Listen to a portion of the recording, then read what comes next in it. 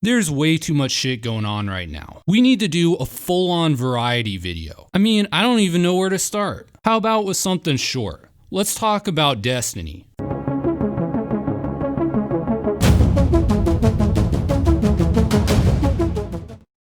Did you hear how he defended Kyle Rittenhouse from other leftists like Vosh? No shit.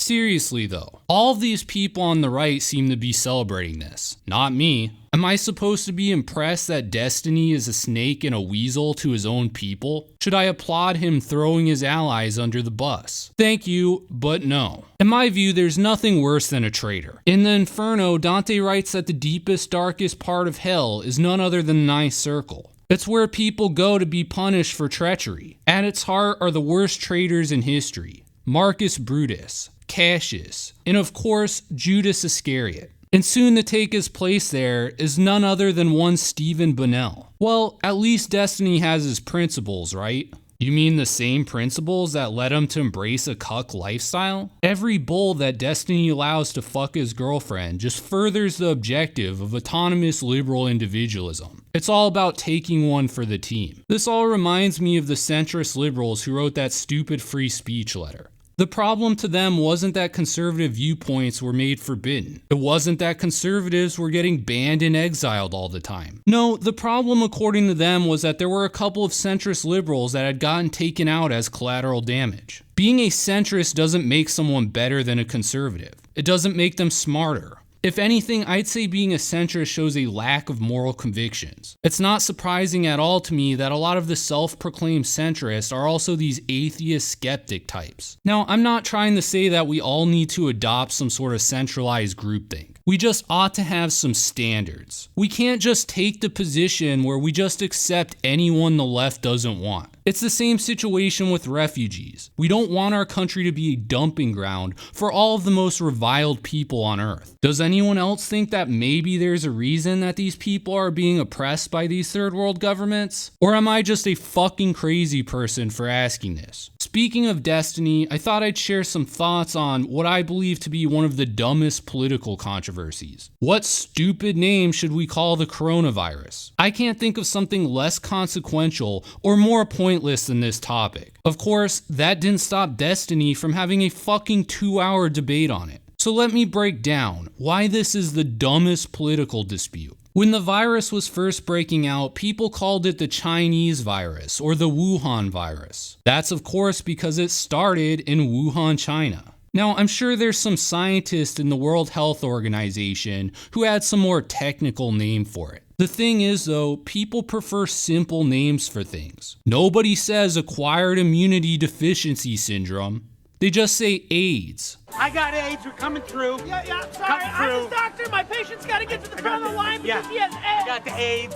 Got it from a gay guy in the 80s. I'm not gay. I mean, it's two kind of AIDS. There's the vagina AIDS and the needle-based AIDS. I'm a vagina guy. Well, no, actually, my test results showed that it was the gay AIDS. You know, the anally inflicted death sentence. Now, some people thought we should stop calling it the Chinese virus. It associates a nationality or locality with a disease that kills people. That's fine, I guess. I can't see anything wrong with the intentions of the people who think this way. Here's the problem though. These people then started trying to correct other people who were still calling it the Chinese virus. That's the exact sort of moral busybody crap that annoys the shit out of people. The worst type of asshole is the person who strictly polices language for political correctness. Everyone hates people like that. So it's not at all surprising that people responded by tripling down on Chinese virus. So you see people like President Trump going out of his way to always call it the Chinese virus. This invites more and more whining and virtue signaling by the other side. So Trump says it even more often. You know who used to do this type of shit?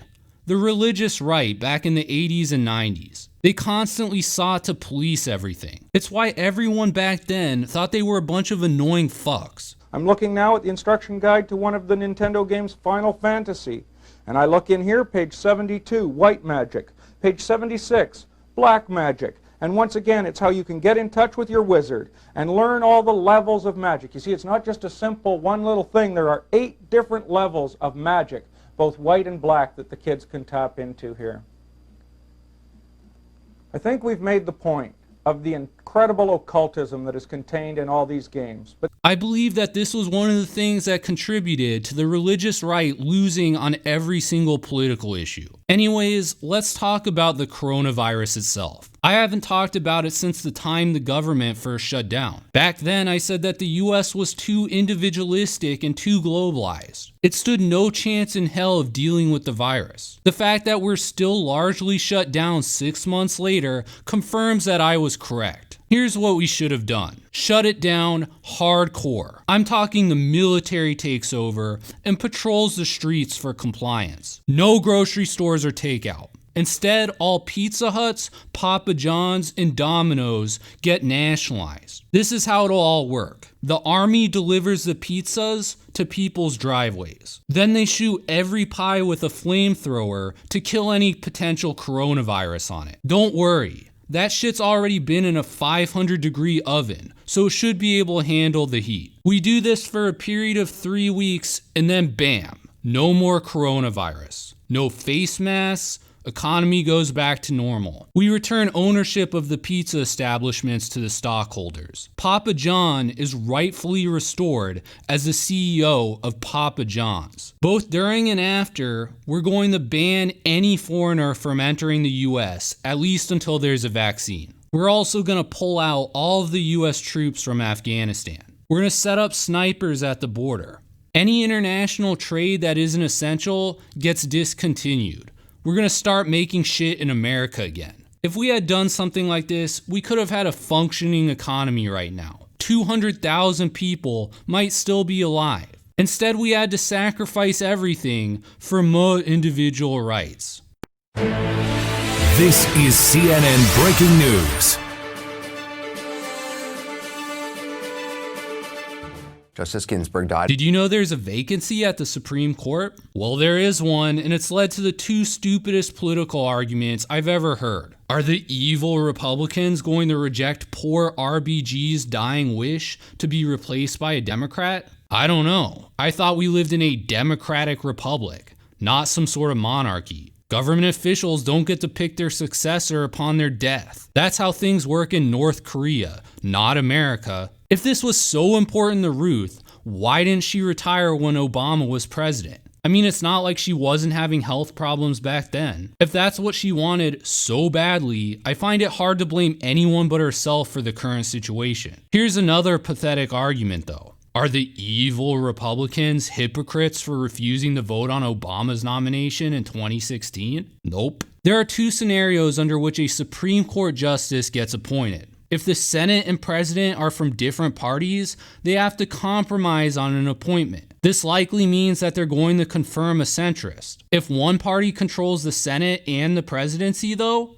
they can put forward a conservative or progressive candidate. In 2016, the Senate's decision not to replace the vacancy was a gamble. The Republicans risked the possibility of getting zero say if they lost control of the Senate. They did this in order to take a chance that they'd actually keep the Senate and that Trump would be elected. It was actually a ballsy move on the part of the Senate, given that the odds were against Trump winning. Now, the Republican Senate could have just voted no on any Obama nominee until he was out of office. It would have achieved the same thing. However, if they did that, it would just be a giant waste of time and taxpayer money, which is why it made sense for them not to do it. By contrast, Republicans have absolutely nothing to gain by not filling the seat. It could only get worse for them after the election. It can't get better. So it's really asking a lot of them to abstain from filling the vacancy until after the election. The two situations aren't comparable.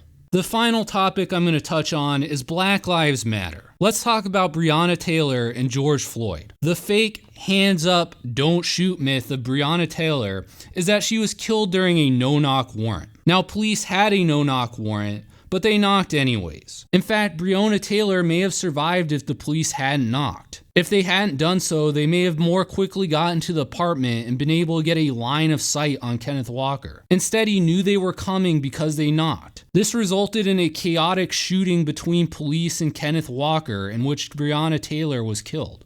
Unsurprisingly, the New York Times has the worst take. It disputes the fact that the police knocked because only one person witnessed this. The Times then concludes that the officers shouldn't avoid trial simply on the testimony of a single witness. Even assuming the officers didn't knock, how batshit insane is this?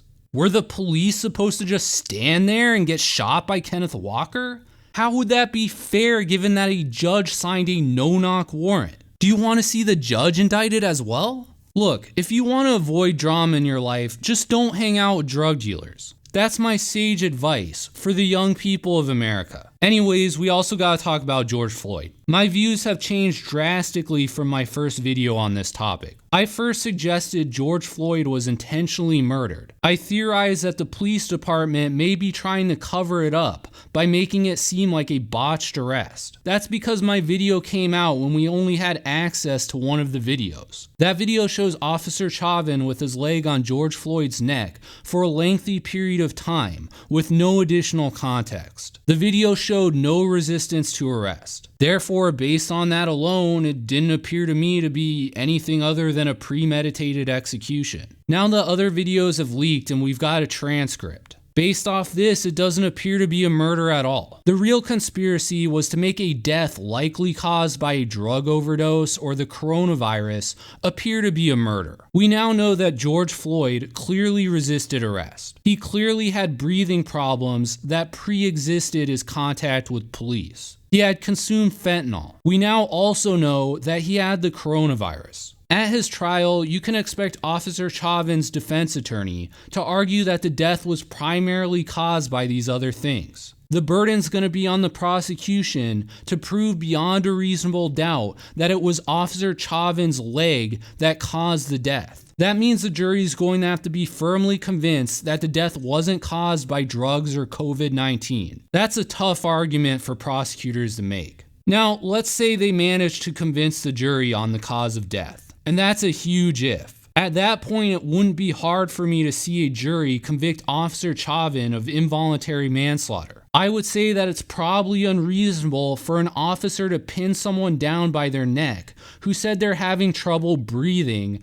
during a pandemic where people are dying from having trouble breathing. That being said, the idea that Officer Chauvin would ever be convicted of murder is absolutely delusional. There's zero evidence of an intent to kill. There's no motive. This is clown world level shit here. The same is true on the prospects of convicting any of the other officers of anything. It's less likely to happen than, I don't know, Vosh deciding to vote for President Trump. Anyways, that's all of the things I wanted to weigh in on right now. If you enjoyed this video and you're not already subscribed to my YouTube channel, please support small YouTube channels like mine by subscribing. Thanks.